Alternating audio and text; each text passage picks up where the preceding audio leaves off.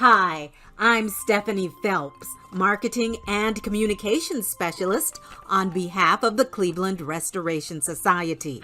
In 2019, the Society published a book entitled The Making of Cleveland's Black Suburb in the City, Lee-Seville and Lee-Harvard. We hope this presentation will urge you to read the full book and to appreciate the rich heritage of Lee-Seville and Lee-Harvard.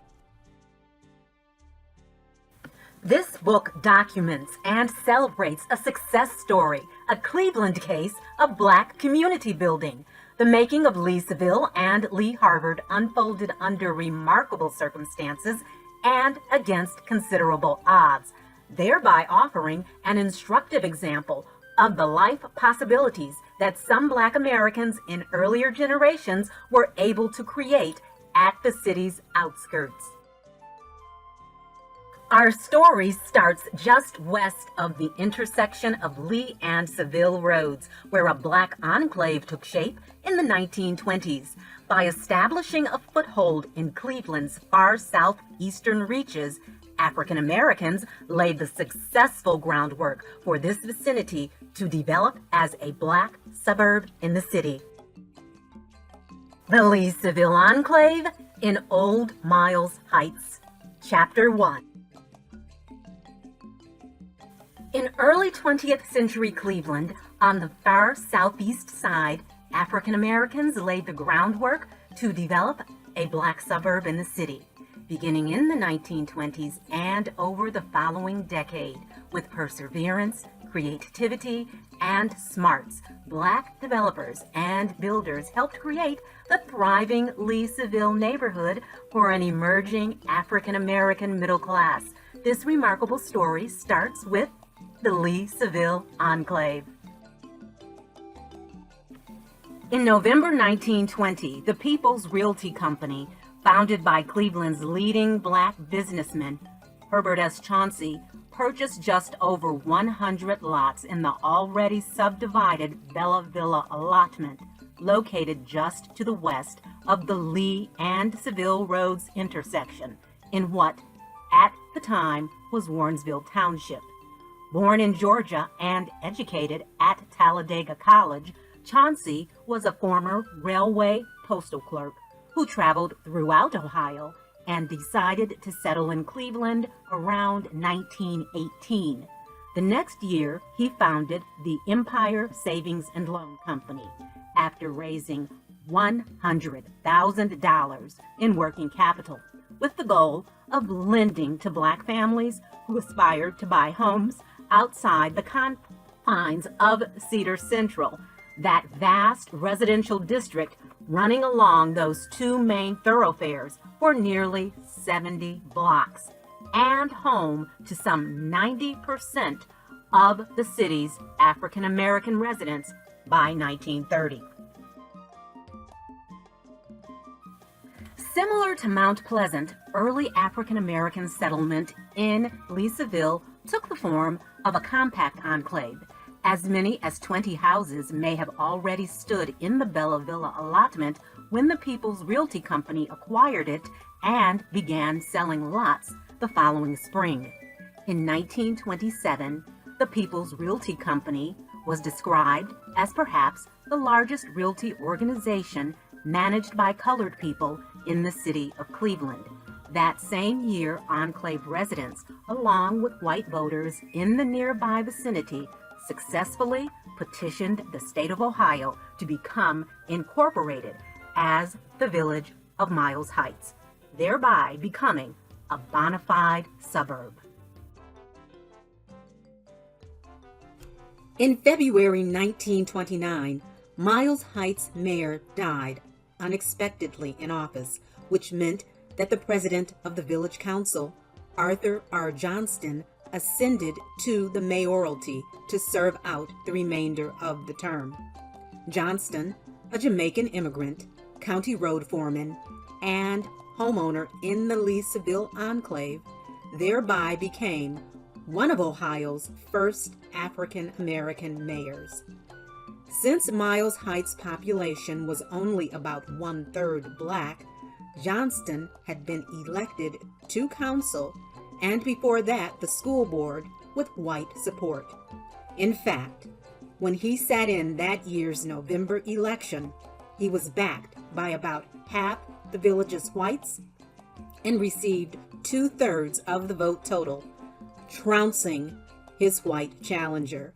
Cleveland's Black community considered Johnston's election a huge success, throwing him an inaugural ball at Elks Hall on East 55th Street, attended by some 3,000 people. But Miles Heights, as an independent municipality, faced some insurmountable challenges. As a still mostly undeveloped residential area, whose residents were overwhelmingly working class, including the white residents, largely of recent immigrant origin, Miles Heights struggled to raise sufficient tax revenue to fund city services and public education. In March 1932, a majority of the village's voters approved a measure to be annexed by Cleveland.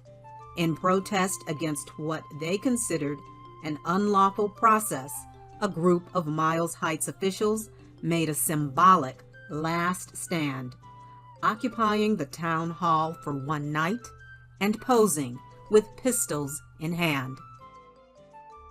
Mr. George Catching shares his memories of Mudville.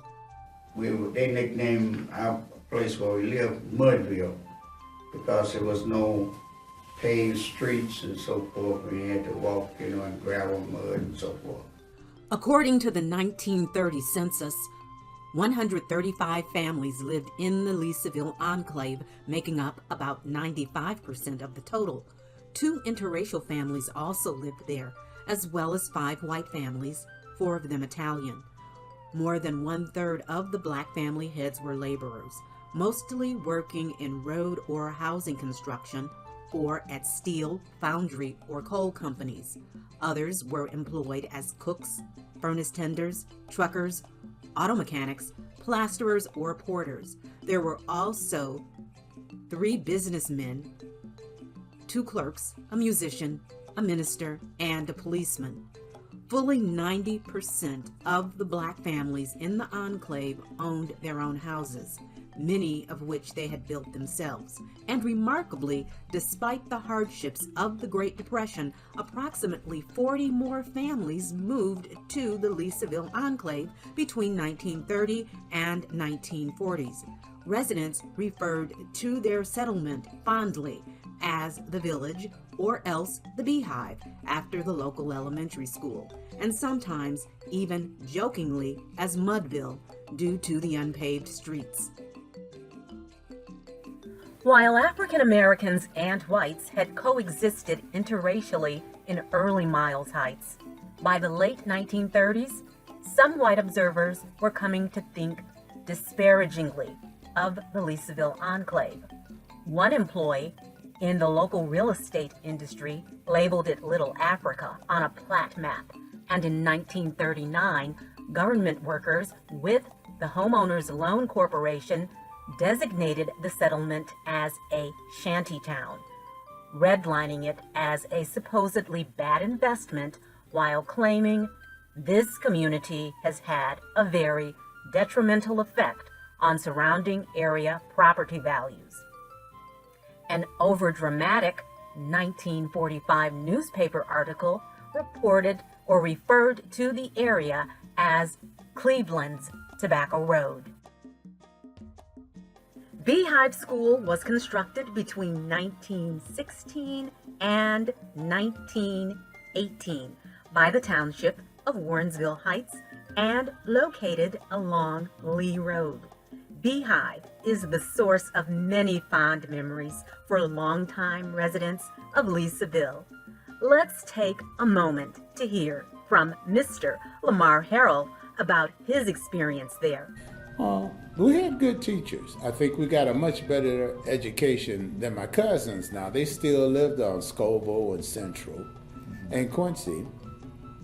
And just our abilities in class were a lot above theirs. Our reading skills, our knowledge of history, the teachers there made school interesting for us to learn. With Miles Heights unable to fund the construction of sewers or paved roads, self-sufficient early settlers made do with outhouses and sometimes even without electricity.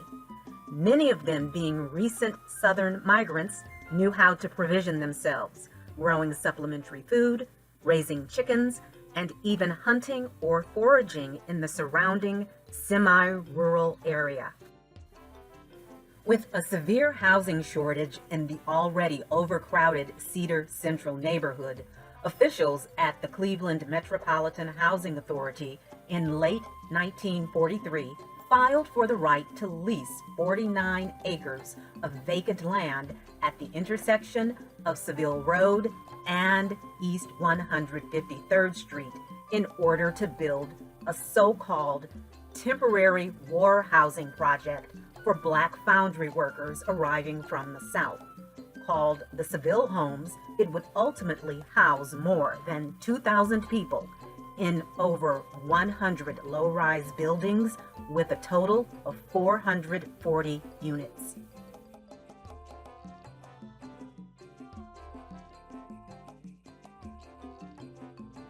Many other public housing projects in Cleveland were segregated. The Seville Homes were integrated, but were primarily occupied by African Americans who came from the South and other areas in search of manufacturing jobs. Mr. George Catching, a lifelong resident of Lee-Seville, came to Cleveland in 1944.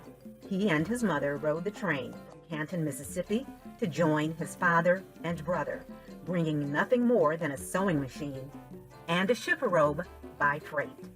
The projects, which was located up on 16008 Tarkington Avenue at the time. And the neighborhood was developing, coming together. When we moved there, we didn't have no furnishings for the house.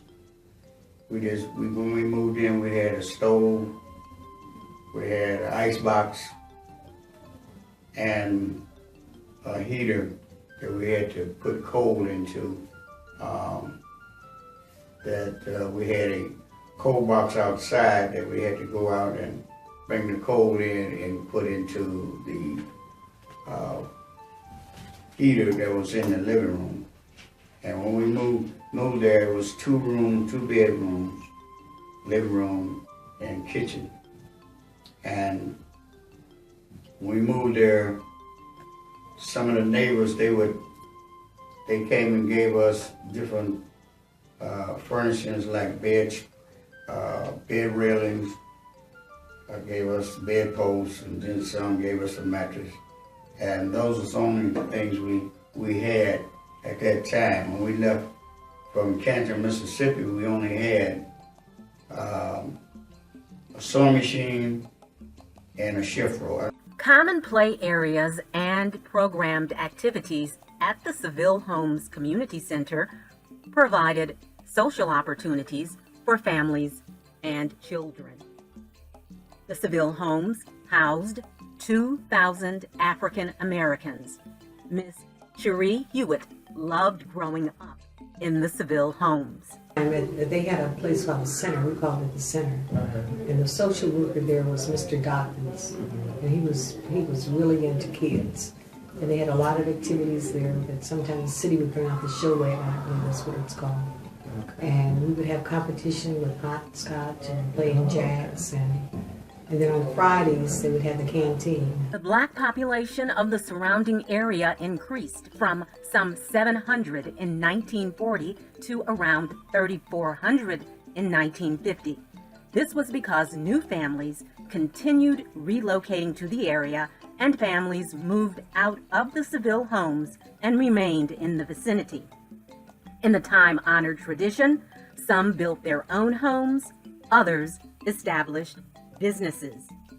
Most importantly, Enclave residents lobbied the city for improvements now that the area lay within the Cleveland municipal boundaries. Its lack of infrastructure could not be blamed on a limited tax base, and was looking more like the result of racist disregard. Although the former suburb had ceased to exist, residents kept its identity alive in the name of the Miles Heights Progressive League, which launched a campaign demanding sewers, paved roads, sidewalks, and door-to-door mail service in 1947.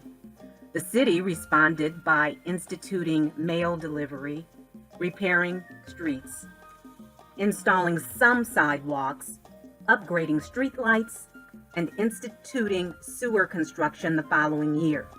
However, full water and sewer service was not completed until 1954, nor was the Lee Road bus line extended to serve the enclave until 1955. Meanwhile, white residents in the surrounding vicinity continued to look for ways to hinder further black settlement. In 1951, Councilman Ernest Atkinson requested a zoning change from residential to industrial for a land parcel at the intersection of Lee and Seville roads. The not-so-subtle idea here was to cordon off the historic Lee-Seville Enclave and make less land available for black residential housing. The plan went through, and a factory was built for the Electric Controller Company.